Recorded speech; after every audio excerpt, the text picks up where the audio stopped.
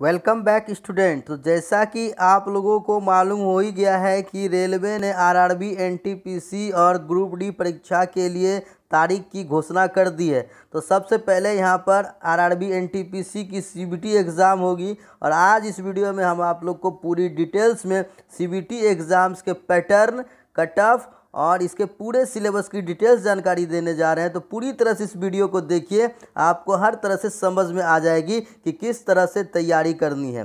स्वागत है आपके अपने YouTube channel Vidya Vihar competition classes में। और सभी लोगों से रिक्वेस्ट है कि इस चैनल को ज़रूर सब्सक्राइब कर लीजिए ताकि ऐसे ही खबरों की नोटिफिकेशन आपको समय से मिल सके और ऐसी महत्वपूर्ण जानकारी आपको लगातार मिलते रहे। साथ ही हमारे इस चैनल पर आज से लाइव रेलवे की तैयारी भी शुरू हो चुकी है, आज शाम 7:30 बजे से। अब यहाँ पे आरआरबी एनटीपीसी चयन प्रक्रिया के बारे में हम लोग बात करेंगे। तो आरआरबी एनटीपीसी का जो चयन प्रक्रिया होता है वो आपके इस तरह से है। इस चयन प्रक्रिया में आपको सबसे पहले फर्स्ट स्टेज सीबीटी आपके प्रीलिम्स होते हैं और उसके बाद second stage of CBT mains exam जो कहलाता है, यानी कि प्रीलिम्स और मेंस। पहले दो ये एग्ज़ाम्स होते हैं जिसमें कि आपको रिटेन टेस्ट की तरह है, हालांकि ये कंप्यूटर पर होता है इसलिए इसे हम लोग सीबीटी यानी कंप्यूटर बेस्ड टेस्ट कहते हैं। और इसके बाद आपके थर्ड स्टेज पे आपका टाइपिंग टेस्ट होता है। जब आप ये दोनों एग्ज़ाम क्वालिफाइड कर लेते हैं तब आपको टाइपिंग टेस्ट के लिए बुलाया जाता है, ठीक है। और जब आप टाइपिंग टेस्ट में भी सक्सेसफुल हो जाते हैं, इसके बाद डॉक्यूमेंट वेरिफिकेशन, मेडिकल एग्जामिनेशन और उसके बाद मेरिट लिस्ट बन जाता है। वहाँ पर आपका फाइनल जो है सिलेक्शन हो जाता है। लेकिन अब यहाँ पर है कि टाइपिंग टेस्ट, आप लोगों के मन में सवाल आ रहा होगा, तो आपको यहाँ पर हम बता देते हैं कि जो टाइपिंग टेस्ट है, तो टाइपिंग टेस्ट आपके लिए यहाँ पर सभी के लिए नहीं होता है। टाइपिंग टेस्ट किसके लिए होगा, ये देखिए, केवल उन उम्मीदवारों पर लागू होता है जिन्होंने जूनियर अकाउंट्स असिस्टेंट कम typist, senior time keeper, junior clerk कम टाइपिस्ट, सीनियर क्लर्क कम टाइपिस्ट, अकाउंट्स क्लर्क कम टाइपिस्ट और जूनियर टाइम कीपर के पद के लिए आवेदन करता है। इन लोगों के लिए आपके टाइपिंग टेस्ट होता है, सभी के लिए नहीं होता है। तो क्लियर हो गया किस तरह से आपका स्टेज होगा और उसमें क्या प्रक्रिया होगी। तो फर्स्ट आपके सीबीटी प्रीलिम्स, सीबीटी मेंस, ये आपके दो हो गए रिटेन एग्ज़ाम। इसके बाद typing test, document verification, medical examination और फाइनल मेरिट लिस्ट। तो यहाँ तक तो क्लियर हो गया। और टाइपिंग टेस्ट किसका होगा ये भी आप लोग समझ गए हैं। अब आइए आगे बढ़ते हैं हम लोग। अब देखिए, जो आरआरबी एनटीपीसी सीबीटी 1 परीक्षा का जो पैटर्न है उसमें आपके क्या पैटर्न होंगे इसको समझिए। तो यहाँ पर एनटीपीसी परीक्षा पैटर्न में 90 मिनट में 100 प्रश्न पूछे जाने। 90 मिनट मतलब 1.5 घंटा, 1 घंटा 30 मिनट होगा, उसमें 100 प्रश्न पूछे जाएंगे। क्वेश्चन कहाँ कहाँ से होंगे, जनरल अवेयरनेस से आपके 40 क्वेश्चन पूछे जाएंगे, मैथमेटिक्स से आपके 30 क्वेश्चन पूछे जाएंगे, जनरल इंटेलिजेंस और रीजनिंग के 30 सवाल होंगे। तो 40, 30, 70 और 30, 100 का टोटल यहाँ पर एग्ज़ाम होगा, जिसमें कि आपको टोटल नंबर ऑफ क्वेश्चन 100 के लिए 90 मिनट का समय दिया जाएगा और 90 मिनट में आपको 100 क्वेश्चन हल करने हैं। तो अब आइए कि सवाल देखते हैं कि ये तो हम समझ गए कि general awareness, mathematics, general intelligence का सवाल पूछा जाएगा। अब इसमें से कहाँ से क्वेश्चन आएंगे, अब थोड़ा हम लोग इस विषय पर यहाँ चर्चा करेंगे। देखिए, स्टेज 1 के लिए जो आरआरबी एनटीपीसी का सिलेबस है उसमें तो आपके मल्टीपल चॉइस क्वेश्चन यानी बहुविकल्प तो होंगे ही। अब इस बहुविकल्प के साथ आपको वस्तुनिष्ठ प्रकार के प्रश्न यहाँ पर जो पूछे जाएंगे, इनमें जो 3 विषय हैं आपके सामान्य जागरूकता यानी जनरल अवेयरनेस, मैथ, सामान्य बुद्धिमत्ता, जनरल अवेयरनेस और रीजनिंग के सवाल पूछे जा रहे हैं। अब यहाँ पर आप देखिए, जो आपके मैथमेटिक्स में आपके 30 मार्क्स के क्वेश्चन होंगे। 30 मार्क्स के क्वेश्चन कहाँ कहाँ से होंगे, तो नंबर सिस्टम से सवाल होंगे। नंबर सिस्टम से 2 या 3 सवाल अधिकतम हो सकते हैं। डेसिमल से 1 सवाल होता है, फ्रैक्शन से आपके 1 सवाल होता है, एलसीएम एचसीएफ से अधिकतम 3 सवाल आपके पूछे जा सकते हैं। रेशियो प्रोपोर्शन से भी आपके 2 से 3 सवाल होते हैं। अगर हम बात करें परसेंटेज की, तो परसेंटेज से कभी कभी 4 या 5 सवाल भी हो सकते हैं। मेंसुरेशन से अधिकतम 2 सवाल पूछे जाते हैं। बात करें टाइम एंड वर्क की तो यहाँ भी इसमें 2 सवाल पूछे जा सकते हैं। टाइम एंड डिस्टेंस से भी आपके 2 सवाल कम से कम तो पूछे ही जाते हैं। सिंपल इंटरेस्ट में आपका जो है सिंपल इंटरेस्ट कंपाउंड इंटरेस्ट दोनों से मिलाकर कभी कभी 1 कभी कभी 2 सवाल भी यहाँ पर पूछे जा सकते हैं, इन दोनों को मिलाकर। आगे बढ़ते हैं तो यहाँ पर अगर बात करें हम लोग प्रॉफिट लॉस की तो प्रॉफिट लॉस से भी आपके 1 या 2 सवाल तो आपके आएंगे ही आएंगे। और एलिमेंट्री अलजबड़ा के भी क्वेश्चन देखिए, बहुत सेट में चांसेस होता है कि एलिमेंट्री अलजबड़ा के क्वेश्चन नहीं भी पूछे जाते हैं, लेकिन किसी किसी में पूछ दिए जाते हैं तो वहाँ थोड़ा सा, और अलजबड़ा में आपको खासकर कुछ टफ क्वेश्चंस भी आ जाते हैं। जियोमेट्री से आपके सवाल तो पूछे ही जाते हैं, ये तो लगभग हर सेट में होता है, लेकिन इसमें आसान सवाल होते हैं। इसके बारे में हम लोग सिलेबस जब हम लोग लाइव क्लास करेंगे तो यहाँ पर पूरी तरह से हम लोग इसमें सिलेबस पर चर्चा तो होगी ही, और कैसे सवाल पूछे जाएंगे वो भी आप लोगों को यहाँ पर बताया जाएगा। इसके बाद देखिए ट्रिगोनोमेट्री से कभी कभी तो 4 सवाल भी पूछ दिए जाते हैं, लेकिन सवाल जो होता है उसका लेवल कुछ हार्ड नहीं होता है, तो ये आसान ही होता है, लेकिन लोग त्रिकोणमिति के नाम से ही थोड़ा सा यहाँ पर चौंक जाते हैं। तो इसलिए यहाँ पर डरने की ज़रूरत नहीं है, और इस पर हम लोग विस्तृत चर्चा क्लास में करेंगे। अब आइए यहाँ पर हम लोग आगे देखते हैं, जनरल अवेयरनेस की चर्चा करेंगे। तो जनरल अवेयरनेस आपका यहाँ पे सबसे मेन पार्ट से 40 नंबर का तो इसमें क्वेश्चन पूछा जाता है।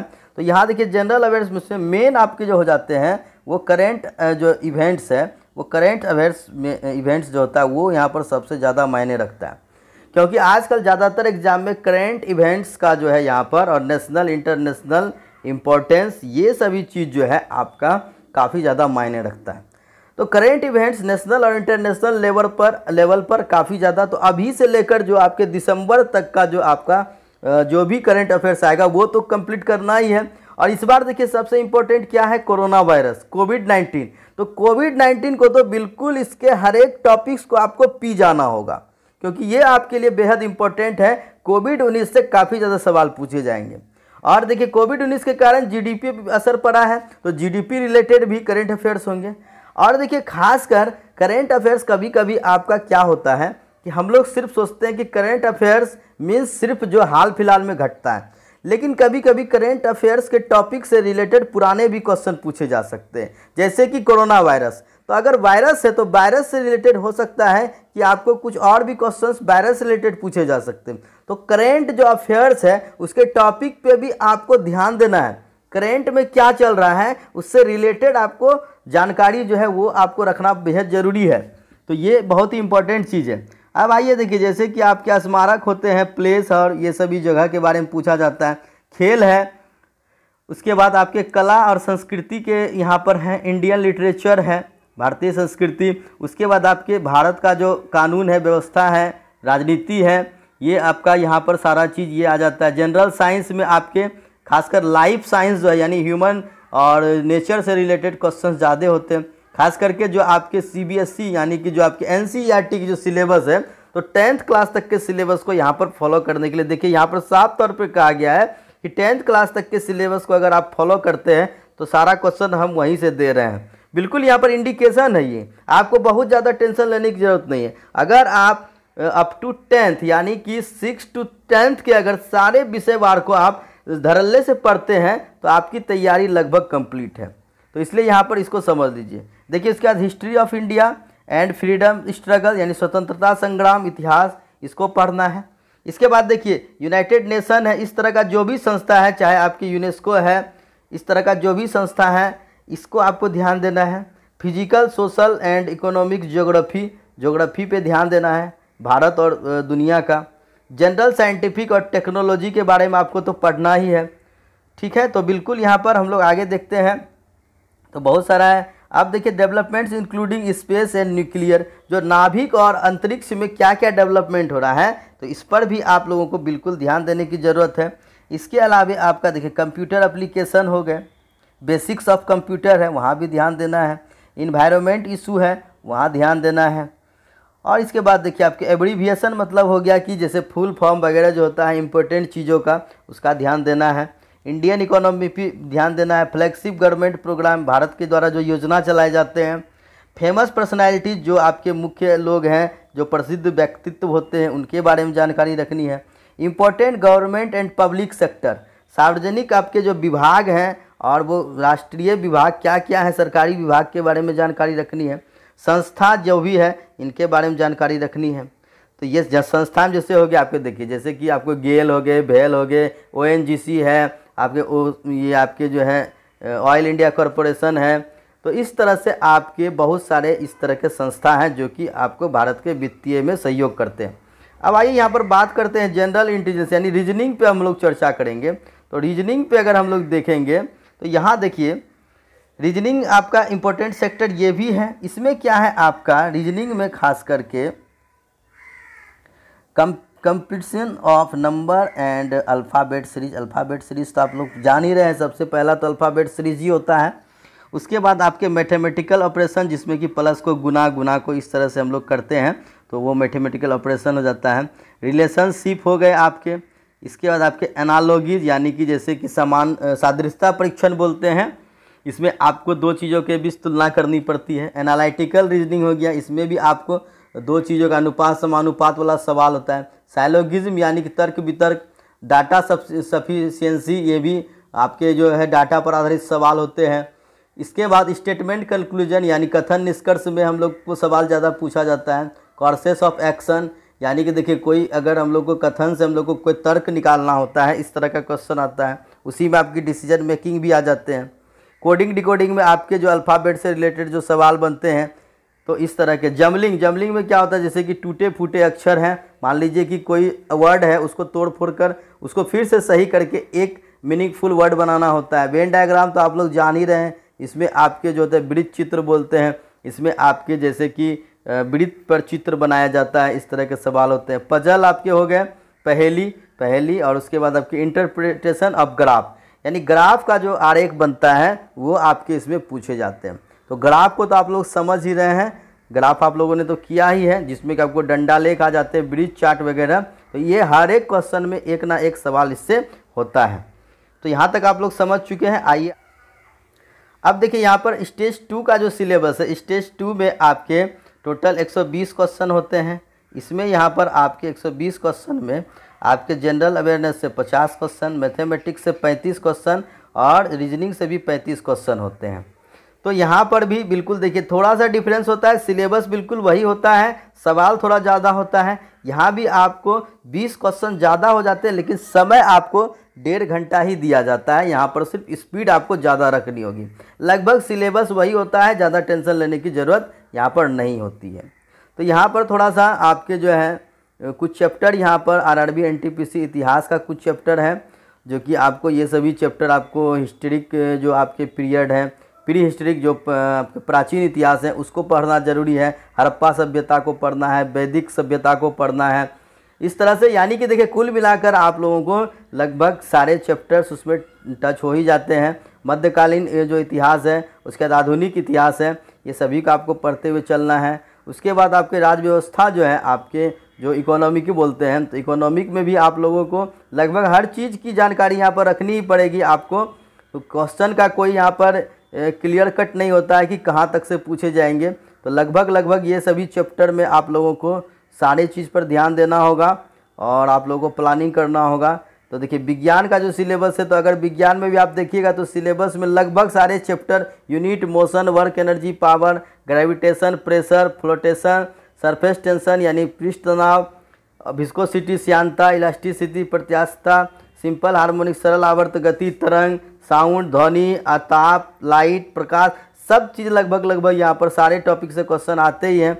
रसायन विज्ञान की अगर बात करें तो इसमें भी लगभग आपके जो पदार्थ हैं उसके गुण है, परमाणु संरचना है, पीरियडिक टेबल है, केमिकल आपके बॉन्डिंग है, रासायनिक बंधन है, अम्ल बेस, और ये जो होता है ये आपके इससे सवाल पूछे जाएंगे। ईंधन से सवाल पूछे जाएंगे और धातु, मेटल, नॉन मेटल, ये सभी आ जाते हैं। जीव विज्ञान में आप देख सकते हैं तो बॉटनी, जूलॉजी का खासकर यहाँ पे जो सवाल आते हैं उससे, तो आपके यहाँ पर प्लांट से रिलेटेड, ऑर्गेनिक एवोल्यूशन, बॉटनी यहाँ पर। उसके बाद आपके ह्यूमन ब्लड, ह्यूमन बॉडी आपके ज़्यादा मायने रखते हैं। ह्यूमन बॉडी पर आपको ज़्यादा ब्लड और इससे जो बीमारियाँ जो होती हैं, इस पे आपको विशेष ध्यान देना है, खासकर ह्यूमन ब्लड पे और ह्यूमन सिस्टम। देखिए the system of the human body, nutrients, human disease, बीमारी, पोषण और मनुष्य से रिलेटेड, इस पे आपको ज़्यादा फोकस करना है क्योंकि इससे आपको ज़्यादा क्वेश्चन पूछे जाते हैं। तो आरआरबी एनटीपीसी सिलेबस के अंतर्गत कौन कौन से विषय हैं, तो यहाँ पर देख लीजिए विषय क्या है कि गणित है, सामान्य जागरूकता, सामान्य बुद्धिमत्ता, reasoning. RRB NTPC negative marking होता है, तो ये देखिए नेगेटिव मार्किंग भी है। नेगेटिव मार्किंग कितना होता है सर, तो नेगेटिव मार्किंग 1/3 यानी कि 0.33 33% का है यहाँ पर। अब देखिए यहाँ पर आरआरबी एनटीपीसी सिलेबस क्या है, तो यानी कि आरआरबी एनटीपीसी सिलेबस में सभी विषय को शामिल किया गया जिनसे परीक्षा में प्रश्न पूछे जाने की संभावना होती है। तो गणित का टॉपिक क्या है, ये सब देखिए, ये सब तो आपको यहाँ पर बिल्कुल यहाँ पर क्लियर कर ही चुका हूँ मैं, कहाँ कहाँ सवाल आएंगे ये सभी मैंने बता दिया है। तो ये चीज़ आप लोगों को बिल्कुल यहाँ पर कंप्लीट कर लेनी है। तो कटअप की जानकारी हम अपने अगले वीडियो में आप लोगों को बताएंगे। जस्ट हम कटअप की एक स्पेशल वीडियो ला रहे हैं, तो बने रहिए इस चैनल के साथ। और अगर वीडियो पसंद आई हो तो इस वीडियो को अधिक से अधिक लाइक और शेयर जरूर कीजिए ताकि हर ज़रूरतमंद को इस तरह की जानकारी प्राप्त हो सके। तो मिलते हैं एक नए वीडियो के साथ, तब तक के लिए गुड बाय, जय हिंद, जय भारत।